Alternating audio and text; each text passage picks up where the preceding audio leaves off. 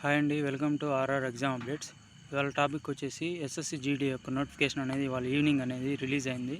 దానికి సంబంధించిన నోటిఫికేషన్ అనేది మీకు ఎక్స్ప్లెయిన్ చేస్తాను. క్లియర్గా లాస్ట్ వరకు స్కిప్ చేయకుండా చూడండి, అప్పుడే మీకు క్లియర్గా తెలుస్తుంది. ఇంకా లేట్ చేయకుండా వీడియోలోకి వెళ్ళిపోదాం. ఇది ఈవినింగ్ అనేది వచ్చిన నోటిఫికేషను. ఇది స్టార్టింగ్ డేట్స్ వచ్చి ఆన్లైన్ లాస్ట్ డేట్ వచ్చి మీకు ఇవాళ నుంచి నోటిఫికేషన్ అనేది అప్లికేషన్ స్టార్ట్ అవుతాయి. లాస్ట్ డేట్ వచ్చి అక్టోబర్ 14వ తేదీ వరకు నైట్ 11 o'clock వరకు మీకు లాస్ట్ అప్లికేషన్ రిసీవ్ చేసుకుంటారు. అండ్ మీకు లాస్ట్ పేమెంట్ వచ్చి 15వ తేదీ అక్టోబర్ వరకు ఉంటుంది, నైట్ 11 వరకు. కాబట్టి మీరు త్వరగా అప్లై అనేది చేసుకోండి. దీనికి సంబంధించింది మీకు క్లియర్గా చూపిస్తాను. ఇది ముందుగా వచ్చేది ఇది ఒక పే స్కేల్కి వచ్చినామంటే మీకు స్టార్టింగ్ పే లెవెల్ 1 నుంచి లెవెల్ 3 హైయెస్ట్ అలా పెరుగుతూ పోతుంటాయి. లెవెల్ 3కి వచ్చి 21,700 ఇది బేసిక్ పే అనేది స్టార్టింగ్ నుంచి ఉంటుంది. ఇంక ఇది వ్యాకెన్సీస్ అనేసి వచ్చామంటే బీఎస్ఎఫ్ ఇక్కడ మీరు చూడొచ్చు, BSF, CSF, CRPF, SSB, ITBP and Assam rifles and SSF and NCB అనేసి ఇన్ని రకాల పోస్టులు అనేటివి అన్నీ ఒకేసారి నోటిఫికేషన్ అనేది రిలీజ్ చేసినారు. దీనికి సంబంధించి పోస్టులు ఎన్ని అనేసి కూడా ఇక్కడ చూపించారు. కేటగిరీ వైజు ఎస్సీకి ఎంత, ఎస్టీకి ఎంత, ఓబీసీకి ఎంత, ఈడబ్ల్యూఎస్కి ఎంత అండ్ అన్రిజర్వ్డ్కి మొత్తము మేల్ అండ్ ఫీమేల్ ఇద్దరికి చూపించారు. మేల్ మొత్తం టోటల్ తీసుకుంటే 35,612 పోస్టులు అనేవి టోటల్గా అనేవి తీసుకోవడం జరిగింది. దీంతో హయ్యెస్ట్ అన్రిజర్వ్ వాళ్ళకి 5,563 పోస్టులు అనేవి ఇచ్చారు. ఇంక ఫీమేల్స్లో 3,869 పోస్టులు అనేవి ఇచ్చారు. సరే అండి, ఇక్కడ మేల్స్ టోటల్ వచ్చి 35,612 అండ్ ఫీమేల్స్ వచ్చి 3,869. టోటల్ వచ్చి మీకు 39,481 పోస్టులు అనేవి మీకు రిలీజ్ చేయడం జరిగిందండి. భారీ వ్యాకెన్సీస్ అనేది చెప్పుకోవచ్చు. మీరు వెంటనే అప్లై చేసుకోండి. ఇంక ఏజ్ లిమిట్ వచ్చానంటే మీకు 18 నుంచి 23 ఏజ్ వరకు ఉండేవాళ్ళు ఇంక ఎలిజిబుల్ అండి. ఏజ్ అనేది 2025 జనవరి 1st అనేది మీకు తీసుకోవడం జరుగుతుంది. అండ్ మీకు ఇక్కడ క్లియర్గా ఇచ్చారండి, 2/1/2002 నుంచి నాట్ లేటర్ దెన్ అండ్ 1/1/2007 అంటే 2002 నుంచి 2007 దాని లోపల ఉండే బార్న్ అయ్యిండే క్యాండిడేట్స్కి మీరు అవైలబుల్గానే చూపించవచ్చు. ఇంకా ఇక్కడ మీకు ఏజ్ లిమిట్ రిలాక్సేషన్ కూడా ఇచ్చారండి. అండ్ ఎస్సీ ఎస్టీకి అయితే 5 years ఇచ్చారు, ఓబీసీకి వచ్చి 3 years, ఎక్స్ సర్వీస్ మ్యాన్కి వచ్చి 3 years ఇచ్చారండి. ఇది ఏజ్ రిలాక్సేషను. ఇంకా నెక్స్ట్ మీకు క్లియర్గా చూపిస్తానండి. ఎడ్యుకేషన్ క్వాలిఫికేషన్ అండి. దీనికి ఎడ్యుకేషన్ క్వాలిఫికేషన్ వచ్చి మీకు బేసిక్ 10th పాస్ అయ్యింటే చాలండి. దీంతో ఏమంటే 2025 అంతా ఎవరైతే 10th కంప్లీట్ అయి ఉంటుందో అక్కడ వరకు మీరు ఎప్పుడు కంప్లీట్ అయినా కానీ 2025లోగా మీకు కంప్లీట్ అయిపోయినా అంటే వాళ్ళు కూడా మీకు దీనికి ఎలిజిబులే అండి. 18 years ఉండాలి.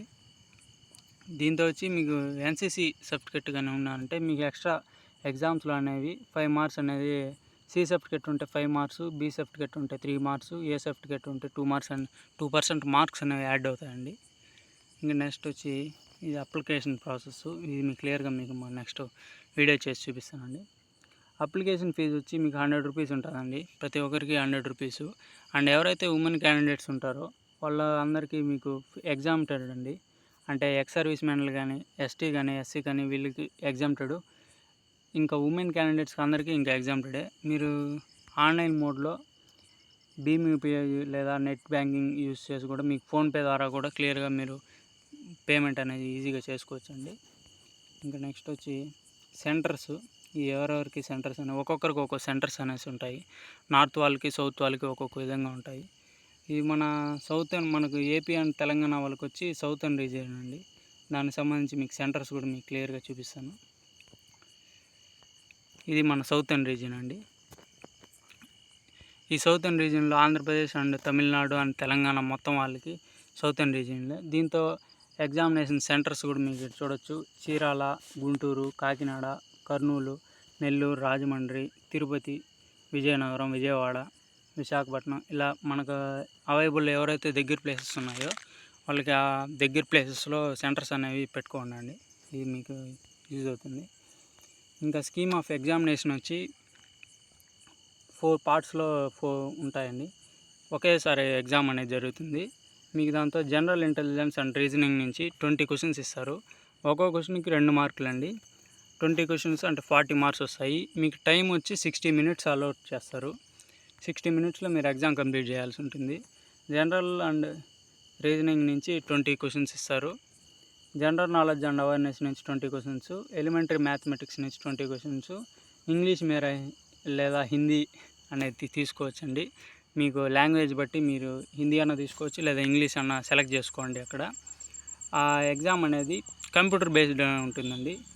మీకు అన్నీ వాళ్ళ యొక్క రీజనల్ లాంగ్వేజ్లోనే కండక్ట్ చేస్తారు. ఇక్కడ ఇచ్చారు కదా, ఇక్కడ ఇచ్చిన English, Hindi and Assamese, Bengali, Gujarati, Kannada, Konkani, Malayalam, Manipuri, Marathi, Odia, Punjabi, Tamil, Telugu and Urdu అండి. ఈ అన్ని లాంగ్వేజ్లో ఎవరికైతే బాగా ఫ్లూయెంట్గా ఎగ్జామ్స్ అటెంప్ట్ చేస్తారో వాళ్ళు ఆ లాంగ్వేజ్ అనే ఎంచుకోవచ్చు. తెలుగులోనే కూడా ఎగ్జామ్ ఉంటుంది. తెలుగు, ఇంగ్లీషు క్లారిటీగా ఉంటుంది. దీంతో నెగిటివ్ మార్కింగ్ ఉంటుందండి. 0.25% నెగిటివ్ మార్క్స్ అనేవి ఈచ్ రాంగ్ ఆన్సర్కి క్యాలిక్యులేట్ చేస్తారండి. అంటే 4 తప్పులకి ఒక కరెక్ట్ ఆన్సర్ అనేది 4 తప్పులకి 1 మార్క్ అనేది పోతుంది. దీంతో చూసుకున్నా అంటే 8 తప్పులకి 1 కరెక్ట్ ఆన్సర్ అనేది తీయేస్తారండి. కాబట్టి దీనికి కరెక్ట్గా మీరు క్వశ్చన్స్ అనేవి అటెంప్ట్ చేసేటప్పుడు కరెక్ట్గా చూసుకోండి. ఇంకొచ్చి సిలబస్ అండి. ఎవరైతే అప్లై చేస్తున్నారో ఈ సిలబస్ అనేది మీకు క్లియర్గా చూసుకోండి. జనరల్ అండ్ ఇంటెలిజెన్స్ నుంచి సేమ్ అండి. 2023 ఎలా ఇచ్చాడో ఇప్పుడు కూడా అలా ఇచ్చాడు. మీరు ఇక్కడ క్లారిటీగా చూసుకున్నారంటే యాప్టిట్యూడ్ అండ్ జాబిలిటీ నుంచి అండ్ దీంతో జస్ట్ ప్యాటర్న్ అనేది ఏం చేయలేదు. సేమ్ ప్రీవియస్ ప్యాటర్న్ ఇచ్చాడు. Non verbal type and analogies ఇచ్చాడు. Similarities and differences, visualisations and visual memory, discrimination, observation, relationship and concepts, arithmetical reasoning and number series, non verbal, coding and decoding అండి. ఇవనేది మీ general intelligence and reasoning నుంచి ఇస్తారు. ఇంకా general awareness వచ్చి మీకు బేసిక్గా హిస్టరీ నుంచి, కల్చర్ నుంచి, జియోగ్రఫీ నుంచి, economic and science, general polity ఇవన్నీ స్పెషల్గా ఉంటాయండి. వాటిలో మీకు ఈ 2 ఇయర్స్ లేదా 3 ఇయర్స్ వరకు మీకు బేసిక్గా నేషనల్, ఇంటర్నేషనల్ చూసుకోండి. మీకు స్పెసిఫిక్గా రీసెంట్గా జరిగిన జనరల్ నాలెడ్జ్కి సంబంధించిన మెటీరియలే చదువుకుంటే సరిపోతుంది. దాంతో వచ్చి ఎలిమెంటరీ మ్యాథమెటిక్స్ అండి. అంటే మీకు జస్ట్ 10th బేస్లో ఉండే విధంగానే ఉంటుంది. ఈజీగానే ఉంటుంది. అంత డిఫికల్ట్గా అయితే ఉండదు. దీంతో నుంచి ఇంకోటి వచ్చి నార్మలైజేషన్ మార్క్స్ కూడా యాడ్ అవుతాయండి. కాబట్టి మీరేం భయపడాల్సిన పని లేదు. ఈజీగానే ఉంటుంది. ఎలిమెంటరీ మ్యాథమెటిక్స్లో నెంబర్ సిస్టమ్ ఉంటుంది and computation of whole numbers ఉంటుంది. డెసిమల్స్ అండ్ ఫ్రాక్షన్స్ ఉంటాయి. రిలేషన్షిప్స్ బిట్వీన్ నెంబర్స్ ఉంటాయి. ఫండమెంటల్ అర్థమెటికల్ ఆపరేషన్స్ ఉంటాయి. ఇంకా ఈ మిగిలినవన్నీ తెలిసిందే. Percentage, ratio and proportion, average, profit and loss, mensuration, time and distance ఇవన్నీ మీకు ఈజీగానే ఉంటాయండి. And next physical efficiency test. ఇది వచ్చి బాయ్స్కి వచ్చి ఇక్కడ మీకు క్లియర్గా తెలుస్తుంది. బాయ్స్కి వచ్చి 5 km అనేది 24 minutesలో కంప్లీట్ చేయాల్సి ఉంటుందండి. మళ్ళీ ఫీమేల్స్కి వచ్చి 1.6 kilometer అనేది 8.5 minutesలో అనేది కంప్లీట్ చేయాల్సి ఉంటుంది. ఇంకా ఎవరైతే లడఖ్ రీజన్ అలాంటి వాళ్ళు ఉన్నారో వాళ్ళకి రన్నింగ్ అనేది ఉండదండి. For candidates Ladakh reason. Okay అండి. మళ్ళీ నెక్స్ట్ వచ్చి హైట్ అండ్ ఫిజికల్ ఎఫిషియన్సీ టెస్ట్లో ఆ 5 km అనేది కొట్టిన వెంటనే మీకు హైట్ చెక్ చేస్తారు. అవంతా చెక్ చేస్తారండి. దీంతో మేల్స్ వచ్చి 170 centimeters అనేది ఉండాలండి. అండ్ ఫీమేల్స్ వచ్చి 157 centimeters అనేది మీకు ఖచ్చితంగా చూస్తారు. మీకు 1 సెంటీమీటర్ తక్కువ ఉన్నా మీకు అక్కడ అలౌట్ చేయరండి. అక్కడ ఉండే హెడ్ ఆఫీసరు ఏదైతే చెప్తారో అదే ఫాలో అవుతారు. కాబట్టి ఖచ్చితంగా 170 centimeters అనేది ఖచ్చితంగా మేల్స్ అయితే ఉండాలి. ఇంకా నెక్స్ట్ వచ్చి మీరు ఫిజికల్ ఎఫిషియన్సీ టెస్ట్కి ముందే మీరు ఒకసారి హైట్ చెక్ చేసుకోవడం మంచిదండి. ఇది నా యొక్క సజెషన్. ఇంకా చెస్ట్ అండి, చెస్ట్ వచ్చి బాయ్స్కి వచ్చి 80 సెంటీమీటర్స్ అనేది ఉండాలి. ఎక్స్పాన్షన్ చేస్తే అంటే గాలి పీల్చినామంటే ఫుల్గా 5 సెంటీమీటర్స్ అనేది ఎక్స్పాండ్ అవ్వాలి. అప్పుడే మీకు ఎలిజిబుల్ అనేది తీస్తారండి. మళ్ళీ వెయిట్ వచ్చి అక్కడ ఉండే మెడికల్ స్టాండర్డ్స్ ప్రకారం అనేది వాళ్ళు తీసుకోవడం జరుగుతుంది. ఇక్కడ స్పెషల్గా ఏం మెన్షన్ చేయలేదు. మినిమం వెయిట్ 50 పైన ఎంత ఉన్నా తీసుకునేస్తారండి. నెక్స్ట్ వచ్చి మెడికల్ డాక్యుమెంట్ వెరిఫికేషను. ఇది వచ్చి ఫిజికల్ అండ్ పీఈటీ రెండు. అంటే మీకు రన్నింగ్ అయిపోతానే చెస్ట్ మెజర్మెంట్స్ హైట్ అవంతా అయిపోతానే మళ్ళీ మీకు డాక్యుమెంట్ వెరిఫికేషన్కి అనేది తీసుకుంటారండి. అది అయిపోతానే మీకు మెడికల్ ఉంటుంది. మీకు డాక్యుమెంట్ వెరిఫికేషన్ కూడా ఏమేమి తీసుకెళ్ళాలో మీకు క్లియర్గా చెప్తానండి. ఇది వచ్చి మీరు ఎగ్జామ్కి వెళ్ళే ముందు ఏమేమి తీసుకెళ్ళాలో అవి అండి. మీరు ఆధార్ కార్డు తీసుకెళ్లాల్సి ఉంటుంది, లేదా ప్రింట్అవుట్ ఆధార్ ఆన్లైన్లో ఆధార్ జిరాక్స్ తీసుకొని పోయినా సరిపోతుందండి. మీ ఓటర్ కార్డు లేదా డ్రైవింగ్ లైసెన్సు, మీకు పాన్ కార్డు ఉంటే పాన్ కార్డు, లేదా పాస్పోర్ట్ ఉంటే పాస్పోర్ట్ అండి. ఏదన్నా మీరు తీసుకువెళ్ళచ్చు, దానికి సంబంధించింది అండి. మోడ్ ఆఫ్ సెలక్షన్ అండి. మోడ్ ఆఫ్ సెలక్షన్ వచ్చి starting recruitment process CBT test పెడతారండి. దాంతో మీరు ఎవరైతే హైయెస్ట్ మెరిట్ వస్తుందో దానికి సంబంధించి ఇక్కడ మినిమం క్వాలిఫైయింగ్ మార్క్స్ కూడా చెప్పారు. అన్రిజర్వ్డ్కి అయితే 30% అనేది రావాలండి. అన్రిజర్వ్డ్ అయితే 30% రావాలి. అండ్ OBC EWS అయితే 25% అనేది క్వాలిఫై అవ్వాలండి, minimum qualify. And SC and ST అయితే ఇంక 20% క్వాలిఫై అయినా కూడా చాలండి. సారీ అండి, చిన్న డిస్టర్బెన్స్.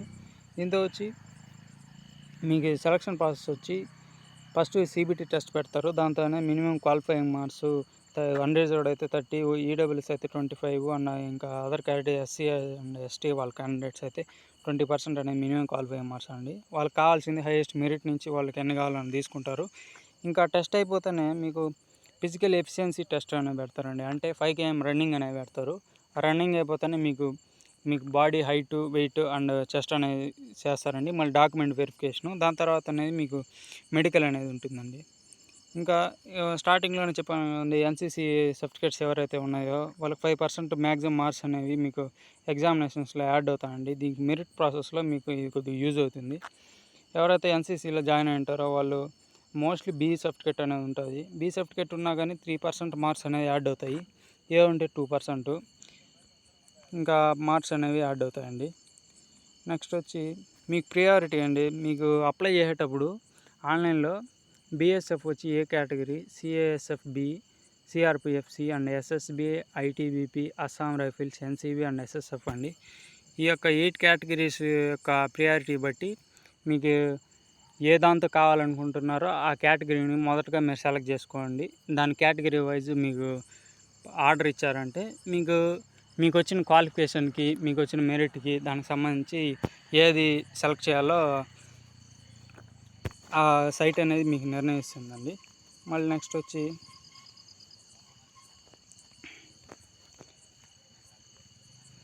మీకు ఒకవేళ మీకు ఎగ్జామ్స్లో మార్క్స్ అనేవి ఏమన్నా టై కేసెస్ జరిగినాయంటే దానికి సంబంధించి కూడా చిన్న ఇన్ఫర్మేషన్ అండి.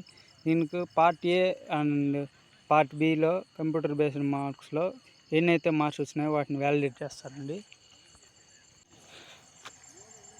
పార్ట్ A, పార్ట్ B దాంతో వచ్చిండే మార్క్స్ని కొద్దిగా ఎవాల్యుయేట్ చేస్తారు. ఏమైనా మార్క్స్ ఒకే విధంగా టై కేసెస్ జరిగితే, మళ్ళీ అది కూడా టై జరిగిందంటే మీకు డేట్ ఆఫ్ బర్త్ ఎవరైతే ఓల్డర్ క్యాండిడేట్స్ ఉన్నారో వాళ్ళకైతే ప్రిఫరెన్స్ ఇవ్వడం జరుగుతుందండి. మళ్ళీ ఇంకా అది కూడా టై కేసెస్ జరిగినప్పుడు ఆల్ఫాబెటికల్ ఆర్డర్లో ఇంకా ఖచ్చితంగా దీంతో తీసేసి ఎవరైతే ఫస్ట్ నేమ్ వస్తుందో వాళ్ళకి అనేది పోస్ట్ అనేది ఇవ్వడం జరుగుతుందండి. అంతే అండి, సింపుల్. థ్యాంక్ ఫర్ వాచింగ్ అండి. మన ఛానల్ని ఇంకా సబ్స్క్రైబ్ చేసుకోండి, రెగ్యులర్ అప్డేట్స్ అనేవి కూడా ఇస్తుంటాను. థ్యాంక్ యూ అండి.